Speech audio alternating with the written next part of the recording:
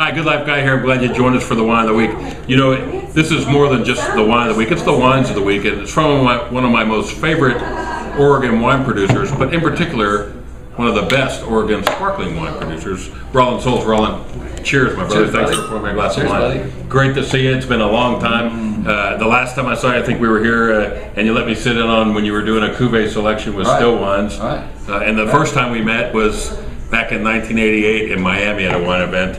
That was when Argyle Dundee was on the label, and it was just sparkling wine. Just getting going. And you have gone full guns in every direction. You make some of the best still wine, but still today we have the opportunity to have some of the best selection of sparkling wines ever made in this country, much less in Oregon. That's what they say, better lucky than smart. Yeah, well, I think there's a little talent here. Yeah, I wish I've been lucky before, but never that lucky. Tell us what you just poured. This is a wine that is available nationwide. This is the Argyle Brut.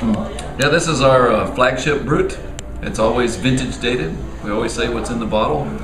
Method Champenoise. And when I moved to the Willamette Valley, I noticed we don't grow Cabernet, we don't grow Merlot, we don't grow Sauvignon Blanc, all those warm climate grapes. And when I worked in Champagne, I didn't see those varieties going either.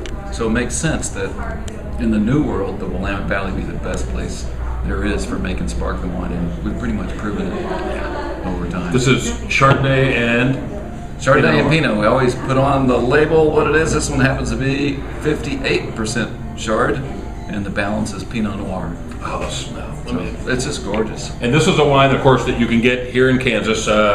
But no matter where you are, you can get this wine. We have a website, of course, and if you ever have an opportunity to visit Oregon, come to Dundee and come to the tasting room. It's expanded and bigger than ever, and the lineup of sparkling wines is killer. But this is the one that you're going to find most everywhere. And Rollin, if you're going to, when I smell this, well, I don't want to hear what I smell. I want to hear what you smell.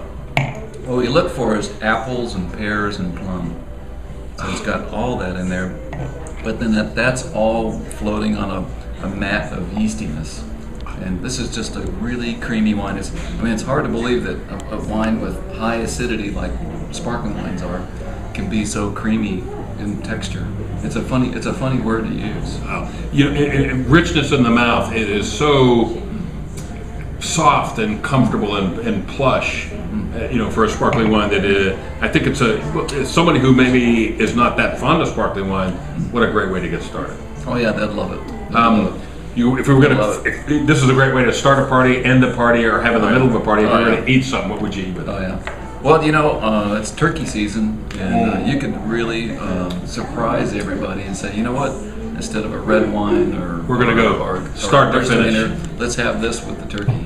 Yeah. And it would blow their minds. Yeah, it really is killer have this stuff. with stuffing. Oh my God.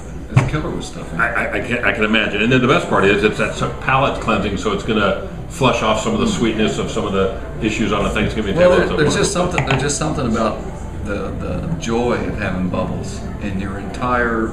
Sometimes it's like a family thing, and it's kind of like I don't know. It's a joyous time, but this adds a lot of joy to the party, and it lifts everybody's spirits. Yeah. And people will go away thinking, "Oh my God, that was the best Thanksgiving I ever had in my life." For a number of reasons. And then if there was women there, though, but wait a minute, don't tell me women. I know that I'm going to love this. This is a Brut Rosé.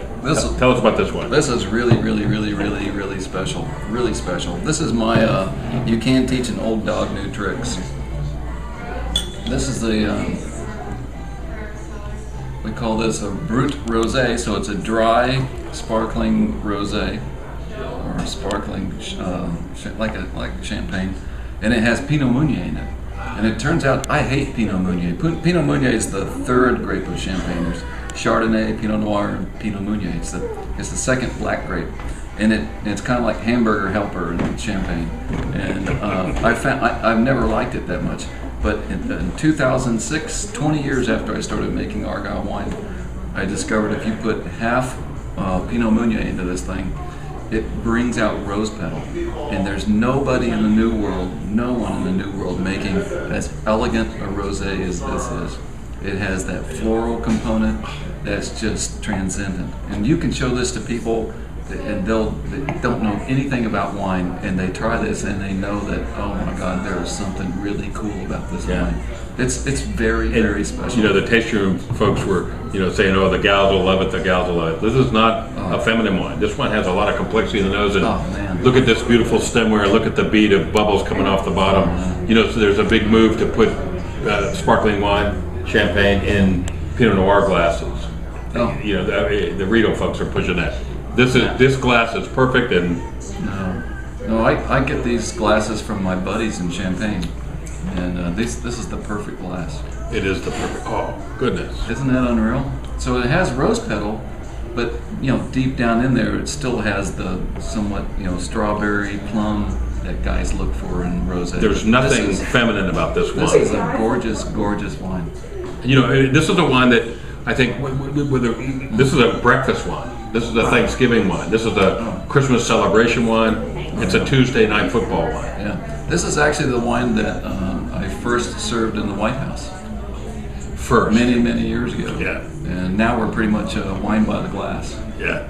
Isn't that something? And the White House is pretty funny. Meanwhile, and I guess we finish up, folks, to let you know that all these wines, of course, are highly rated. But good. What was it? The 95 points from the wine dictator here not too long ago? Well, we have a 10-year-old wine that I've been making since 1988, and the last, I don't know, 5 or 6 of them have been the highest regarded sparkling wines in the New World. Oh man! And they're beautiful. And when we poured that in the glass, we tasted that first. Probably not that smart to taste the best one first, although frankly I'm not telling a whole lot of difference. It's something, but fresh and vibrant, and a bead of bubbles no different than this. Yeah. 10 years in the bottle. I know. They're beautiful. Rollin Soles. All right, sir. Argyle. 5 hour. We're in Dundee. You need to come to Oregon, but if you can't, go to your local wine merchant. If you live in the Midwest, go to Jacob Liquor Exchange. And when you do, no matter where you order Argyle products, tell them you heard about it right here on The Good Life.